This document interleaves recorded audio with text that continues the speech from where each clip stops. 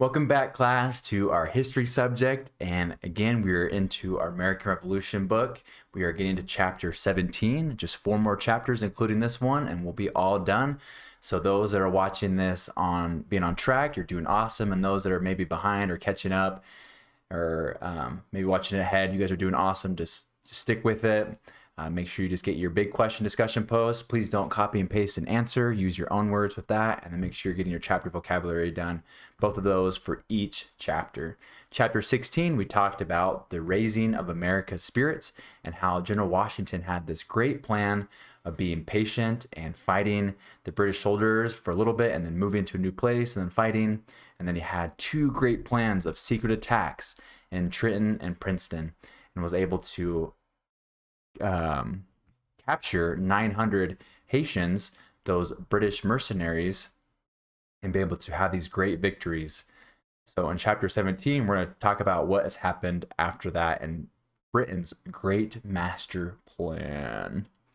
Okay, so during this chapter, we'll be able to understand the course of the war in New York State, identify General Burgoyne's and how and understand their roles in the British campaign or their fight, their battle, and then as always understand the core vocabulary words or phrases that will be in this chapter. Britain's master plan. American spirits wouldn't stay high for very long, not if the British could help it. In fact, British generals had a plan to knock the Americans out of the war before the year was over. Oh, sorry, let's call attention to the big question. I almost missed that. Let's read this together. What mistake did the British make that brought France into the war, making American victory possible? So as we read, let's look for the events that let's look for events and mistakes that the Britons made that ultimately led France joining. Okay. So we're going to look at this picture of the Hudson River. This is a key point or a key piece to Britain's master plan. Right here, the caption, the Hudson River was an important part of Britain's plan for victory. So let's read and learn why was the Hudson so important? The Hudson River runs north and south in New York State. The British aimed to win control of the entire Hudson River. And in battle or war, if you can take over specific key parts, especially those parts that are controlled and that support your enemy, then you have gained an advantage and have taken away a lot of their support, which will help you win that battle or win that war. And so they're trying to get control of the Hudson River. So if the British can control the Hudson, they could cut off New England from the other states, dividing the Americans in 2. The British would then be able to defeat the rebels one part at a time. And let's read this definition. You want to join me, Nevaeh? What does this say? Read it with me. People who resist the government with force. So the Americans are rebels because they're resisting government force. Those that have watched Star Wars, you can talk about the resistance and how they were rebels, or I think they were even called rebels in the earlier movies. You guys could let me know. But they were fighting, like the Empire, the First Order. So the Americans are rebels to the British. So if they could control the Hudson River, they would defeat New England first and then the rest of the states. That summer, General John Burgoyne led a large British army southward from Canada into New York State. Now here's their plan, the master plan. The plan was for the main British army in New York City to start moving north, soon after Burgoyne entered New York State from Canada. At about the same time, a third, smaller British force in western New York State would move east. The 3 British armies would meet near Albany on the Hudson River, right? That key part. At that point, it would all be over for the upstart Americans. But that never happened. General William Howe was in charge of the main British army, right? The one that was south that needed to move more north. Howe wanted to capture Philadelphia first before moving north along the Hudson. Philadelphia was America's largest city. It was also where they held the Continental Congress. Now, what a big blow if they could capture that, how that would just, deflate all the spirits for Americans. So Howe was sure he could capture Philadelphia and still have time to meet Burgoyne, but he was wrong. By the time he captured Philadelphia, it was too late to go north into New York, and he didn't even try. Meanwhile, the third British force, the one moving eastward, the smaller force, across New York State, ran into the Continental Army soldiers along the way. The British force, which included a large number of Native American allies, never made it to Albany either. So they wanted three groups of the army to come together and then start working together.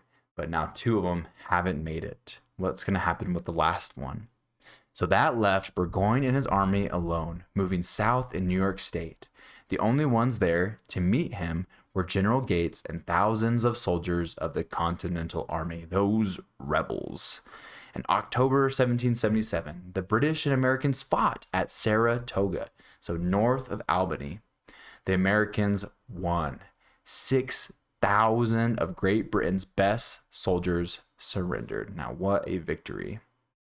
So it was a great moment when General Gates, this man on the left, accepted General Burgoyne's, the general of the British Army, remember the Redcoats, surrendered after the Battle of Saratoga after they captured 6,000 of the British soldiers. All right, now new allies. The victory at Saratoga was a great turning point of the war, not just because it was a great victory, but also because it brought Americans a new ally, France. So people that wanted to fight alongside of the Americans. So remember how the French and the English had been fighting for 100 years? Remember how the French lost all their North American colonies to Great Britain in the French and Indian War? So French aren't really friends with Great Britain, are they? Well, ever since, they had been burning for revenge. One way France to get revenge on Great Britain was to help American colonies break away. So soon after the colonies declared their independence, France secretly started sending them money and supplies. So these money and supplies helped, but the Americans wanted the France to jump all in and send soldiers. But the French didn't want to do that unless they thought and believed that the Americans could win. So after the victory at Saratoga, that showed France that America could win. Several months after the Battle of Saratoga, when they captured those 6,000 British soldiers, the French entered the war on the side of the Americans. France sent money, equipment, and soldiers, so they're jumping all in. Most importantly, France also sent a large naval fleet to help the Americans. And let's pause and read this together, Bobby. What is a naval fleet? What does this phrase mean? A large group of warships that belong to the Navy. So a branch of the Army, the Navy, have these warships. That's their naval fleet. It's quite possible that without the help from the French, the Americans would not have won the war. Eventually, Spain and the Netherlands also declared war against the British. This turn of events, okay, let's pause really quick. Let's learn what this last vocabulary phrase is. Turn of events. A new development or action that changes the way future events happen. So the turn of events that have happened was that the British armies did not all come together when they were supposed to. They lost time, they made mistakes, they lost battles, and they lost soldiers by being captured. So these turn of events happened because 3 British armies failed to meet as planned in Albany. If they would have met as what was planned, French probably wouldn't have joined, meaning the Spain and Netherlands probably wouldn't have joined. So that was a huge turn of events. And that is it for chapter 17. Remember to do your chapter vocabulary words, your big question